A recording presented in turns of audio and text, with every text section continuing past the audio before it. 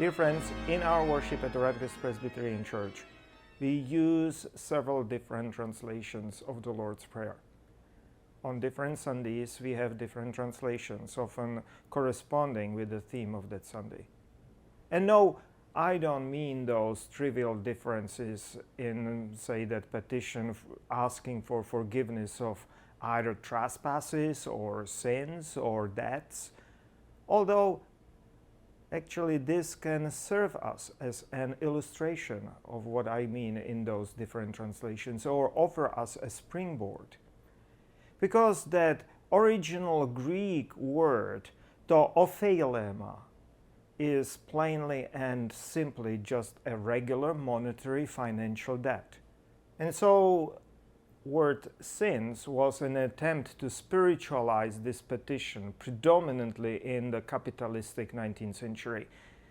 No forgiving debts. That would undermine principles of capitalism, which operates by enslaving people through debt.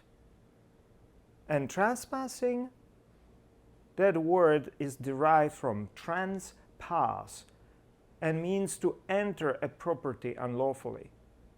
And that was an attempt to interpret this petition for medieval English society, when large segments of that society, those serfs or peasant subjects, did not have much money and thus hardly any debts, but could go poaching, trespassing on their feudal lords' estates. And so sins or trespassing is a textbook example of contextualization, translating into the context, but also an ugly example, or if you wish, ugly examples of corrupt translation, translating so that the lords or banks will be pleased and subjects kept in debts and obedient. At Rutgers, we do not use such crafty, mendacious translations, as popular as they might be in traditionalist denominations. We are more radical. We use different forms of dynamic equivalence translation. Some people call it even paraphrases. The main thing is that it is not translating or mistranslating individual words, but attempting to capture the original spirit, original meaning, the original intention of what Jesus taught his disciples.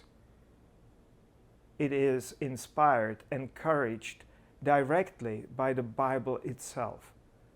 Because in the Bible, we have two versions of the Lord's Prayer, in Matthew 6 and in Luke 11. And it is clearly the same prayer, but also quite substantially different. In Greek, Matthew has 56 words and Luke 38 words. That is 1/3 difference in between them. And if this is not a license, even encouragement to interpret, contextualize, paraphrase this prayer, make it our own, I do not know what might be. These two biblical versions of the Lord's Prayer tell us that this prayer was never intended to be slavishly repeated word for word, week after week, like some holy magic spell. It is to be adopted, and lived out. And that is something you might not know about the Bible. Join us in worship this Sunday. We will say all our different versions of this programmatically radical prayer.